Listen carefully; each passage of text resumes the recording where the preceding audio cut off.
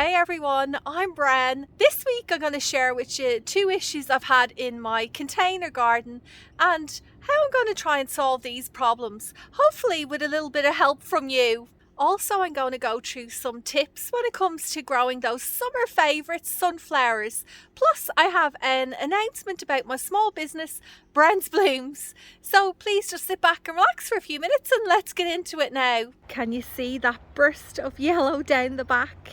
It's the first sunflower that's opened this week, and there's more on the way. I just spotted a little ladybug in this one. She's made herself a resting spot amongst the petals. This particular variety of sunflower is called Radiance, but I've grown many more different types over the years. Let me show you a few of them now, and while I do that, I'm going to share some growing tips and fun facts about these cheery blooms.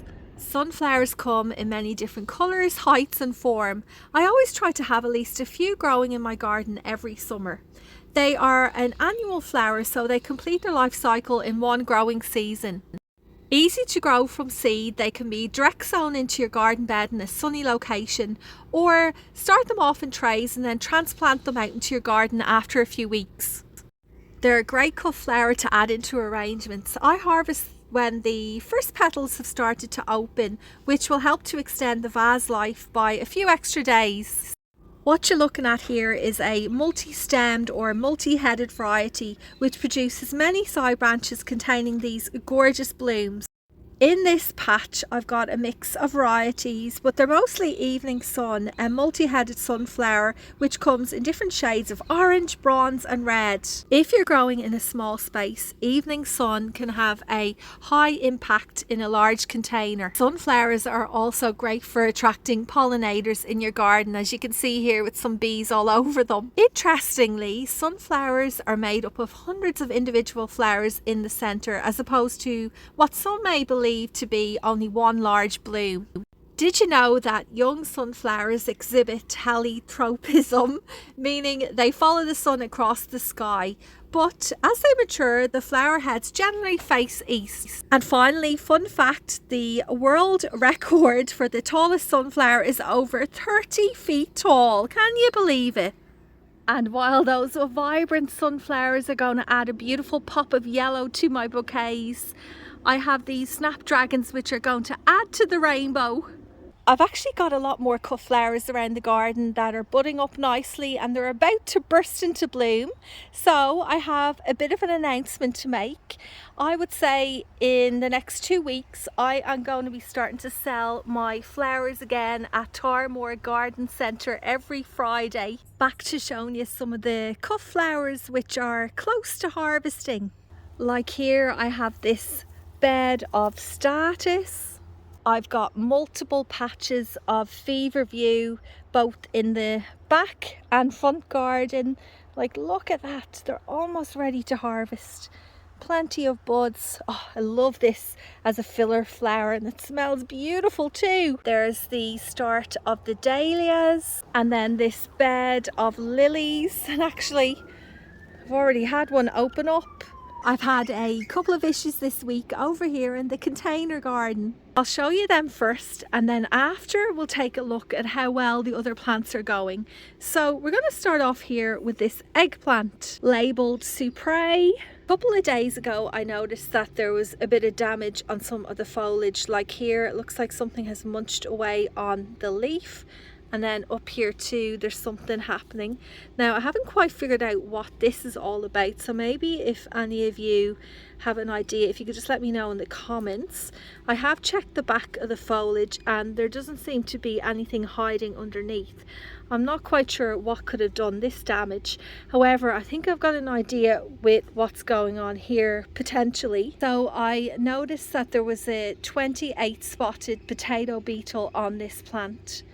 I did remove it, however I forgot to check the back of the leaves to see if there are any eggs, and just before filming I had a quick look and I did find some. Maybe it's on this one. There you go, look at that. There are some of the eggs in clusters, little orange eggs. I'm going to have to remove them because I don't want them to hatch and form larvae which will eat more of the foliage. Now I'm assuming that's what's caused here. If any of you think that it could be something else, please let me know. So for the moment I'm just going to rub these eggs off, assuming that they do belong to that 28 spotted lady beetle that I found, as I said, a couple of days ago. The second issue I noticed was here in this pot of basil. Some of the foliage was being munched away, and I did notice one morning that there was a bit of a trail of slime, so I assumed it was some snails or slugs. Snails and slugs tend to come out at night time. That's when they do most of their damage, and my advice to keep these garden pests under control is come out at night with a bucket, a torch, and try and catch them in the act. But if you've missed that point and you're just out during the day, great idea is to check underneath in your containers any lips like this. Sometimes they hide under there, they hide under the bottom section here too, and usually you should be able to find a few that way. Oh, look at this. Better not touch that too much. There's probably a spider in there. Yeah, I reckon. Spiders love hiding in curled up leaves, I've noticed. Just leave that little guy there with his home. He's not doing any harm. Anyway, I haven't found any snails so far with this patch, so I'll probably come out tonight with my head torch and see if I can, you know, pick a few up. I'm now going to move on to what's doing really well in the container garden this week. Over here we have some bullhorn chili fruit setting. I can quickly just see about 4 or 5 of them on this plant, with more flowers here too. Like, look at that.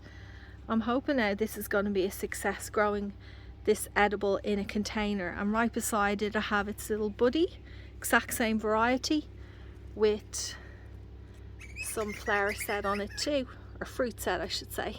Yeah, that looks good.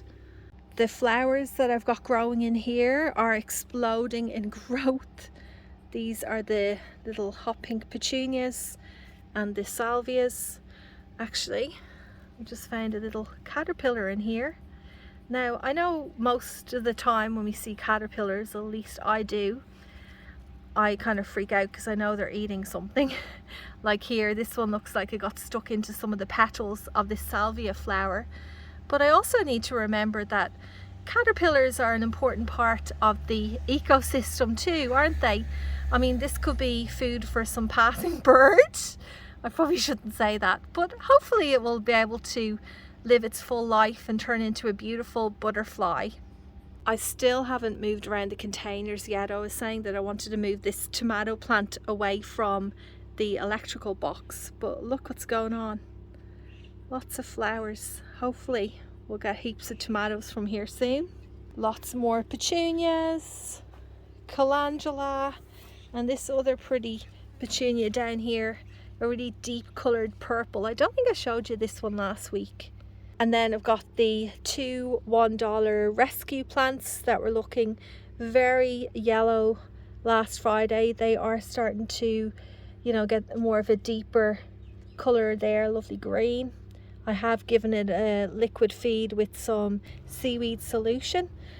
Oh, I'll just show you them real super fast so you know what they are. A jalapeno and a California Wonder, I believe. Oh, it just says capsicum red. This pickling cucumber has perked up. It was looking a bit sad after its transplant last week or the week before, but it's put on a bit of growth now, and I will need to figure out where to put this one too, because I can either let it kind of trail around or I can trellis it up.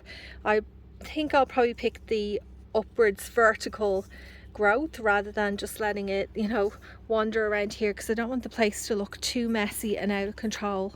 I've got enough of that going on already in my garden. I don't need to add to it. I was hoping to have this area complete by today so I could show you, but I didn't get too much done in the garden over the last few days. What I've done so far is put down some cardboard, because I'm planning on making this patch into a cucumber raised no-dig bed. I'm going to place a thick layer of this mushroom compost on top, followed by a layer of this sugarcane mulch. Then the plants, which are looking pretty miserable. I don't know if I'm actually going to use these because I really need this bed to work, and I could be taking a bit of a chance with them. They are looking pretty sad.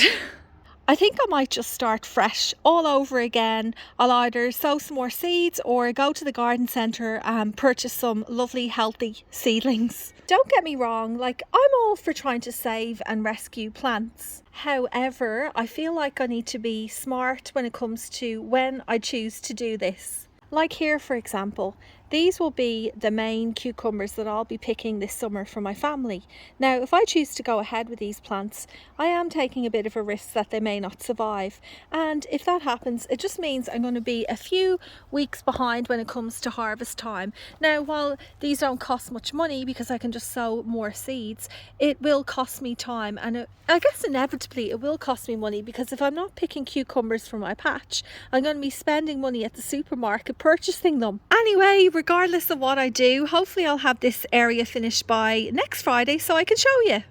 I'm not sure how much of that I'm going to get done this weekend though, because we are due a couple of days of rain, heavy rain. Hopefully it will be like that, because this garden needs a decent drink. Anyway, if you've stuck around till the end, thank you so much for watching all the way through. I hope you have a fantastic 7 days ahead, and happy gardening.